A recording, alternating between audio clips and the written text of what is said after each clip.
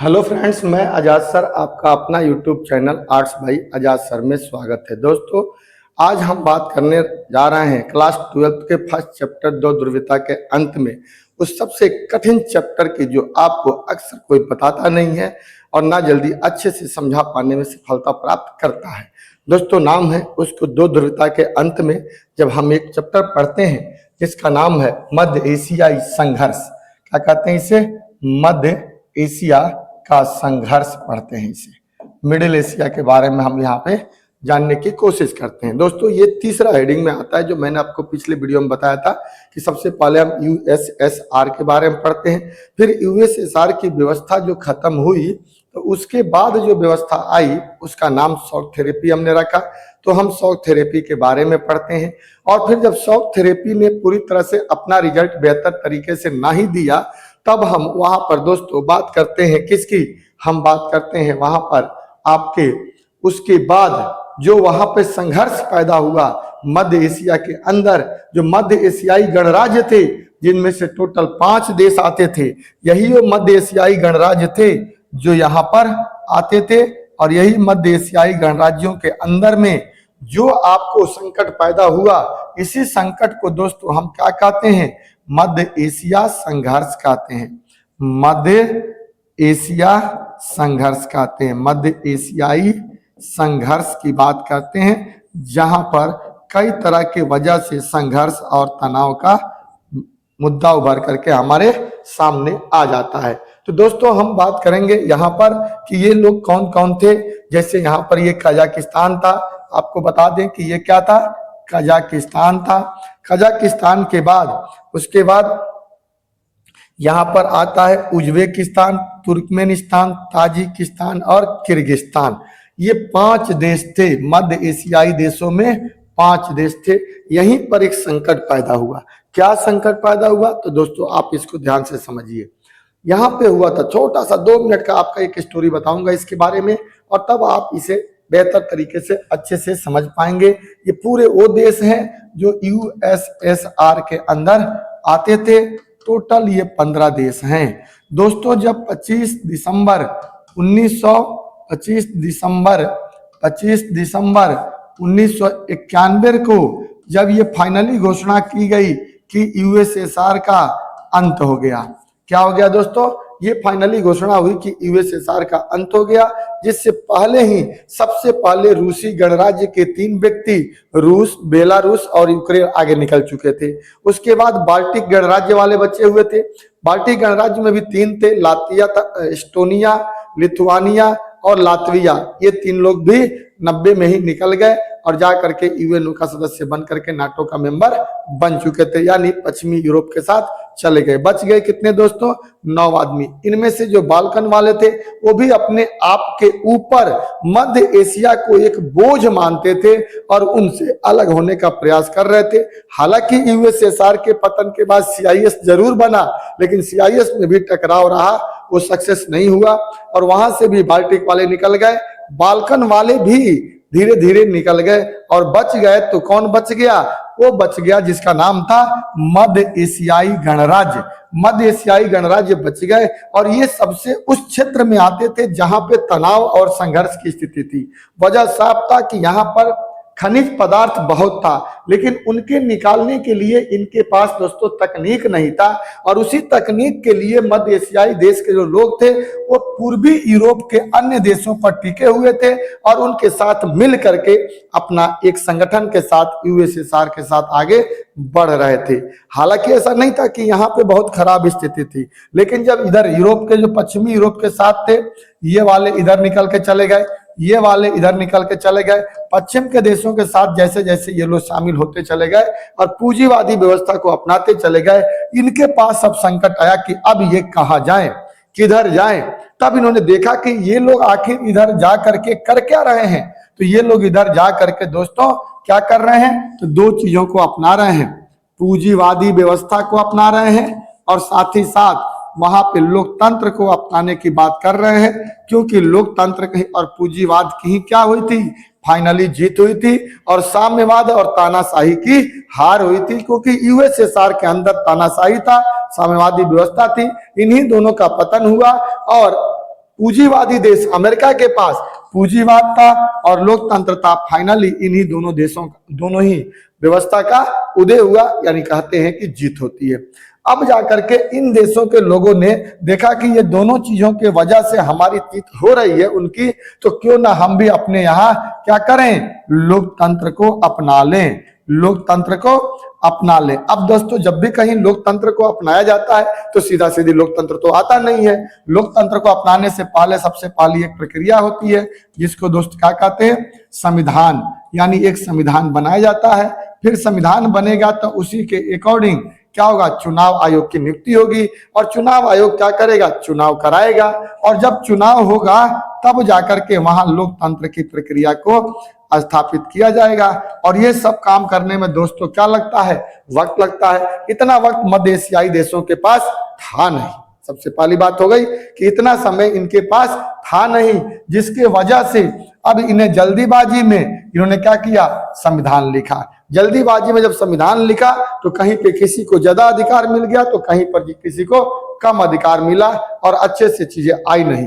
लोकतंत्र में चुनाव भी जरूर हुआ, लेकिन चुनाव में भी वही पहले वाले तानाशाही लोग आ गए, नए लोगों का उसमें आगमन नहीं हुआ, जिसका नतीजा ये हुआ कि जनता के बीच में वहां आक्रोश हो गया। और आक्रोश का नतीजा था कि विद्रोह जैसी स्थिति होती है और वहां पे कई प्रकार की क्रांति जन्म ले लेती है। एक तो ये बात था जो लोकतंत्र की वजह से वहां समस्या पैदा हुई। दूसरी बात, पूंजीवाद यहाँ पर आया, बहुत सारी कंपनियां यहाँ पर आती हैं और ये तेल निकालने के लिए अब जबरदस्त यहाँ पे होड़ मच जाता है, जिसका नतीजा ये होता है कि मध्य एशियाई देशों को लाभ तो मिलता है, अन्य देशों को भी पाइपलाइन ले जाने का लाभ मिलता है, लेकिन यहाँ पर तनाव और संघर्ष जैसी स्थिति पैदा होती है और यहाँ पे अलगाववाद की स्थिति हो, देश के अंदर गृह युद्ध हो, ये सारी प्रक्रियाएं लगभग 10 साल तक हुआ और मध्य एशिया देश इसी चपेट में आकर के पूरी तरह से बर्बाद हो गए। इन्हीं चीजों को दोस्तों हमें आज इस चैप्टर में पढ़ना था। सबसे पहले हम बात करने जा रहे हैं मध्य एशिया। दोस्तों मध्य एशिया के कई देशों में, अब हमने कहा ना संविधान तो लिखा गया लेकिन गड़बड़ी में लिखा गया, हड़बड़ी में लिखा गया, जिससे कि वास्तविक चीजों को लिख पाना मुश्किल था, क्योंकि चुनाव कराना बहुत जरूरी था। तो कह रहा है कि मध्य एशिया के कई देशों में संविधान बहुत ही हड़बड़ी में बनाया गया, यानी बहुत जल्दी बनाया गया, जिसके कारण कुछ देशों में राष्ट्रपति को बहुत ज्यादा शक्ति दे दी गई। क्या दे दी गई, राष्ट्रपति को बहुत ज्यादा पावर मिल गया, शक्तियां मिल गई। इसके बाद दोस्तों कहता है तुर्कमेनिस्तान और उज्बेकिस्तान, दो देश और भी थे कि राष्ट्रपतियों ने पहले तो अपने आप को 10 वर्षों के लिए अपने आप को राष्ट्रपति बना लिया और फिर जब 10 वर्ष पूरा हुआ तो उस 10 वर्ष के बाद क्या कर लिया उन्होंने, फिर से अपने आप को 10 वर्ष के लिए और आगे बढ़ा लिया। ठीक है, तो इस प्रकार देखते हैं कि तानाशाही समाप्त करने के लिए लोकतंत्र आया, लेकिन लोकतंत्र के माध्यम से फिर से एक बार तानाशाही स्थापित होने में लगभग मध्य एशियाई देशों में सफलता मिल रही थी और यही वजह था कि वहां पर संघर्ष को जन्म दिया। इसके बाद वहां 10 वर्षों के लिए फिर बढ़ा दिया गया। इसके बाद दोस्तों रूस और अन्य देश जो कभी सोवियत संघ में शामिल ही हुआ करते थे, उन्होंने लगभग 10 साल बाद अर्थात 2001 में दोबारा अपने आप को खड़ा करने का प्रयास किया। यानी ये लोग हमेशा के लिए क्या हो गए, यहाँ से साइड हो गए, अलग हट गए और अपने आप की कमियों पर विचार विमर्श करने लगे कि क्या ऐसी वजह थी कि कभी दुनिया का दूसरा पावरफुल शक्तिशाली देश होने के बाद भी आज इसका पतन हो गया। उस कमी पर 10 साल विचार करने के बाद रसिया उभर करके आया और आज देख सकते हैं कि रसिया की कंडीशन हिंदुस्तान वर्ल्ड में क्या है। ठीक है, तो इस प्रकार से दोस्तों गड़बड़ी में संविधान लिखा गया, किसी को ज्यादा पावर मिला, किसी को कम पावर मिला। ऐसी स्थितियों में मध्य एशियाई देश में क्या हुआ, संघर्ष को जन्म मिला। तो लोकतंत्र वाली बात हो गई। अब आता है अर्थव्यवस्था यानी पूंजीवाद के कारण में विकास के कह रहा है कि मध्य एशियाई देशों में ने खनिज तेल, प्राकृतिक गैस और धातु प्राकृतिक संसाधन का निर्यात किया। यहाँ से चूंकि उन्हें बाहर भेजना ही था, क्योंकि तकनीक उनके पास नहीं थी, तो भेजेंगे तो तकनीक आएगा। बाकी देशों को अपने यहाँ से पाइपलाइन गुजारने का लाभ मिला और उन्हें किराया भी उसका मिला और उन्हें भी लाभ दिखाई दिया। इसके बाद दोस्तों कह रहा है मध्य एशियाई गणराज्यों में पेट्रोल के विशाल भंडार थे, इसी कारण से यह क्षेत्र बाहरी ताकत और तेल कंपनियों के लिए क्या बन चुका था, प्रतिस्पर्धा का कारण बना। नतीजा दोनों की वजह से वहां पे संघर्ष और तनाव पैदा हुआ। एक तो जनता का असंतोष और दूसरे कंपनियों का वहां पे आगमन। इन दोनों चीजों ने क्या किया, मध्य एशियाई में संघर्ष और तनाव का कारण बना और उसे जन्म दिया। अब कह रहा है दोस्तों, पूर्व एशियाई संघ के अधिकांश गणराज्य संघर्ष की ही आशंका वाले क्षेत्र में आते थे। किस में आते थे? जो संघर्ष का इलाका था उसी में आते थे। इन क्षेत्रों में बाहरी ताकतों की दखल अंदाजी भी बढ़ गई। रूस के दो गणराज्य, याद रखना दोस्तों, यहां से क्या आता है, दो गणराज्य, चेचनिया, जो आपको एमसीक्यू में क्वेश्चन पूछेगा या मैं जो पूछूंगा उसमें रहेगा, चेचनिया और दर्गिस्तान। ठीक है, कौन सा दोस्तों? दर्गिस्तान।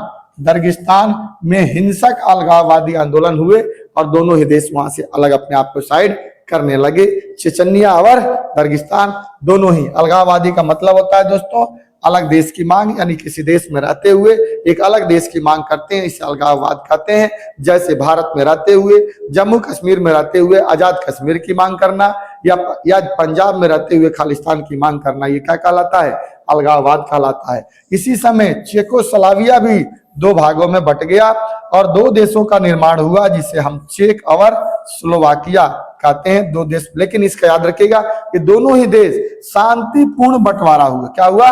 शांतिपूर्ण बंटवारा हुआ, जो आपका क्वेश्चन पूछा जाता है। इसके अलावा दोस्तों मध्य एशिया में ताजिकिस्तान में 10 वर्षों तक गृह युद्ध की चपेट में रहा और वहां सांप्रदायिक संघर्ष चलता रहा, सांप्रदायिक हिंसा होता रहा। इसके अलावा दोस्तों अजरबैजान, आर्मेनिया, यूक्रेन, किर्गिस्तान और जॉर्जिया में भी लगातार कई वर्षों तक गृह युद्ध चलता रहा। यानी पूरी तरह से मध्य एशियाई जो देश थे संघर्ष के चपेटे में आ चुके थे। वजह सिर्फ था लोकतंत्र का लगाना, और लोकतंत्र के नाम पर जनता से छल्ला किया गया, उन्हें छल किया गया, उन्हें धोखा दिया गया, जिसका नतीजा था कि वहां की जनता सरकार के खिलाफ रोड पे आई और एक संघर्ष को जन्म दिया।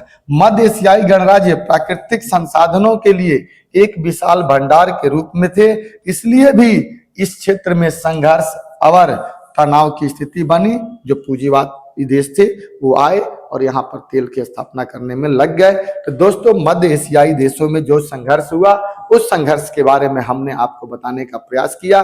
निश्चित तौर पे आपको बात समझ में आई होगी। इसके बाद दोस्तों CIS का उदय कैसे होता है इसकी चर्चा हम करेंगे और उसके बाद ही संबंधों की बात कर लेंगे कि रूस और क्या कहते हैं उसको भारत के बीच क्या संबंध रहा, और ये चैप्टर आपका कंप्लीट हो जाएगा। निश्चित तौर पे दोस्तों मैंने बड़ी मेहनत करके ये चैप्टर आपको कंप्लीट किया है। आप मेरे प्लेलिस्ट में जाइएगा, वहां पे सारे वीडियो आपको 1 2 3 4 5 6 के माध्यम से मिल जाएंगे। आप इसे कंप्लीट एक बार देखिएगा। चैनल पे पहली बार आए होंगे तो आप इसे सब्सक्राइब जरूर करिएगा और लाइक करिएगा और दोस्तों के बीच में शेयर करिएगा। जय हिंद, जय भारत।